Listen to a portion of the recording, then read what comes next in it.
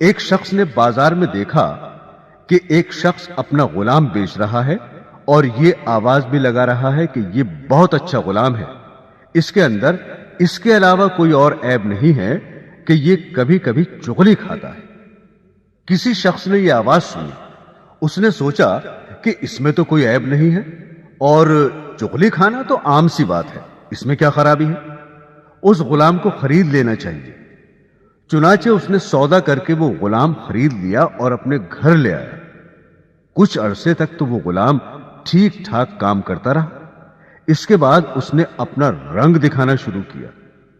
چونکہ چغل خوری کے اندر وہ ماہر تھا، اس لیے اس نے چغل خوری کے اندر اپنا کرتب دکھلایا اور سب سے پہلے وہ اپنی مالکہ کے پاس گیا اور اس سے جا کر کہا کہ آپ کے شوہر جو میرے آقا ہیں وہ کسی اور عورت سے تعلق رکھتے ہیں اور اس کے پاس آتے جاتے ہیں، اور عنقریب وہ آپ کو چھوڑ کر اس سے شادی کر لیں گے، اور میں آپ کی خیر خواہی کے لیے بتا رہا ہوں، کسی اور کو مت بتانا۔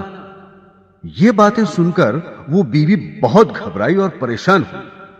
پھر خود غلام ہی نے اس کی پریشانی کا علاج بتایا کہ مجھے ایک ترکیب آتی ہے، تم اس پر عمل کر لو۔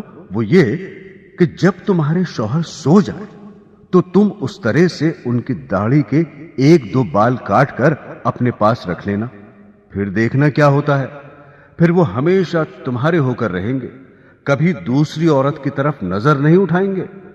عورت نے جواب دیا کہ یہ کیا مشکل کام ہے، یہ تو میں آج ہی کر لوں گی، خدا نہ خواستہ کل کو کچھ اور ہو گیا تو کیا ہوگا۔ اب وہ غلام آقا کے پاس آیا اور اس سے کہا کہ تمہاری بیوی کے دوسرے مردوں سے ناجائز تعلقات ہیں اور عنقریب وہ آپ کو خیر بات کہنے والی ہے، اور اس نے یہ تہیہ کر لیا ہے کہ وہ آج رات آپ کو اس طرح سے ذبح کرے گی۔ اگر آپ کو میری بات کا یقین نہ ہو تو آپ جھوٹ موٹ سو کر دیکھنا، اور گلا نہ کٹ جائے تو مجھے بتانا۔ چنانچہ وہ آقا جا کر جھوٹ موٹ سو گیا، اور ادھر بیوی اس انتظار میں تھی کہ کب ان کی آنکھ لگے تو میں اپنا کام کروں۔ میاں کو نیند کہاں آتی، اس لیے اس نے مصنوعی خراٹے لینا شروع کر دیے۔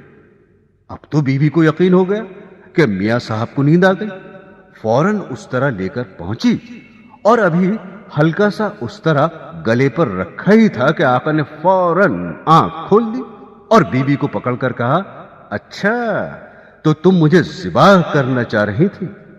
غصہ تو پہلے ہی آ رہا تھا، اس آقا نے اس طرح سے بیوی کو ذبح کر دیا۔ جب بیوی کے خاندان والوں کو پتا چلا کہ شوہر نے ہماری بیٹی کو ذبح کر دیا ہے، انہوں نے آ کر اس طرح سے شوہر کو پکڑ کر ذبح کر دیا۔